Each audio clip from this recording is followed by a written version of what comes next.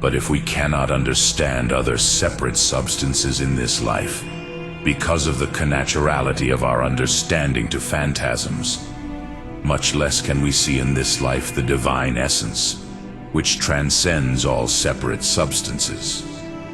The sign of this can also be taken from here, because the more our mind is raised to contemplate spiritual things, the more it is abstracted from the sensible. But the last limit which contemplation can reach is the divine substance.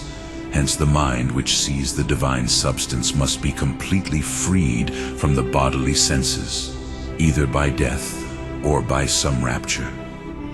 This is why it is said from the person of God, Exodus 33:20, "Man shall not see me and live."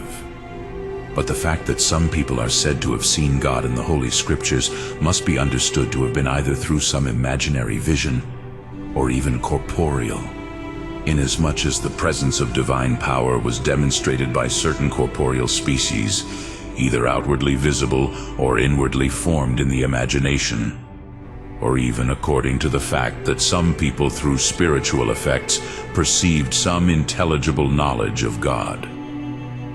But certain words of Augustine present a difficulty from which it seems that in this life we can understand God himself.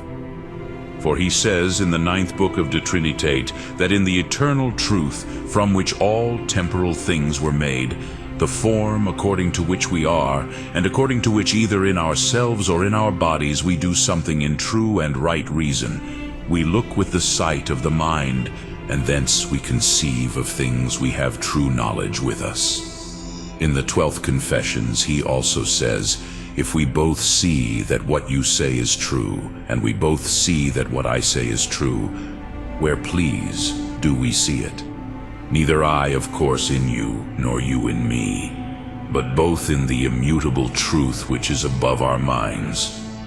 In the book he also says about true religion that we judge everything according to divine truth, and in the book of Soliloquies he says that truth must first be known, by which other things can be known, what he seems to understand about divine truth. It appears then from his words that we see God himself, who is his own truth, and through him we know other things, the words of the same man which he puts down in the 12th De Trinitate, thus saying, "It is reasonable to judge of these corporeal things according to incorporeal and everlasting reasons, which, if they were not above the human mind, would certainly not be immutable. But unchangeable and eternal reasons cannot exist anywhere else than in God, since God alone, according to the doctrine of faith, is eternal. It seems to follow, therefore, that we can see God in that life, and by the fact that we see him and the reasons of things in him, we judge of others. But it is not to be believed that Augustine felt this in the preceding words, that in this life we can understand God through his essence. How then are we to see that immutable truth, or these eternal reasons, in this life and judge others according to it? We must inquire. Augustine himself confesses in the book of the Soliloquies that the truth is in the soul, whence he proves the immortality of the soul from the eternity of truth.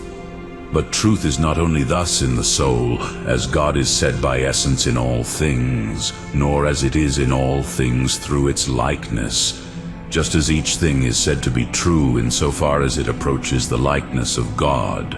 For in this the soul is not preferred to other things. It is therefore in a special way in the soul insofar as it knows the truth.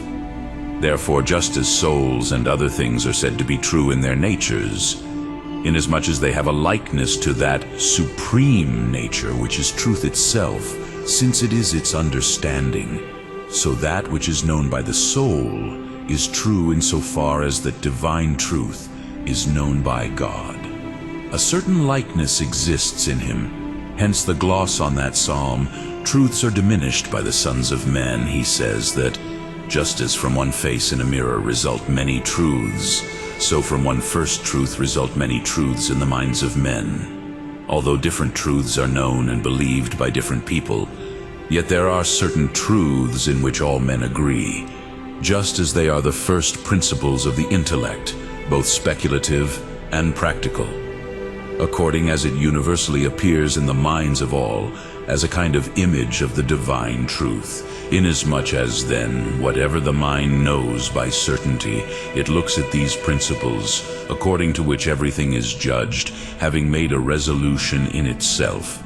It is said to see everything in divine truth or in eternal reasons, and to judge everything according to them, and this sense is confirmed by the words of Augustine in the Book of Soliloquy, who says that the spectacles of science are seen in divine truth as these are visible in the light of the sun, which is evident not to be seen in the body of the sun itself, but through the light, which is the similitude of the brightness of the sun left in the air and similar bodies. From these words of Augustine, therefore, it is not held that God is seen according to his substance in this life, but only as in a mirror. And the apostle confesses about the knowledge of this life, saying 1 Corinthians 13:12, "We now see through the mirror in a riddle." And although this mirror, which is the human mind, represents a nearer likeness to God than the lower creatures, yet the knowledge of God which can be received from the human mind does not exceed that kind of knowledge which is received from the senses. He understands the natures of the sensible, as has been said. Hence God cannot be known by this way in a higher way than just as the cause is known by the effect.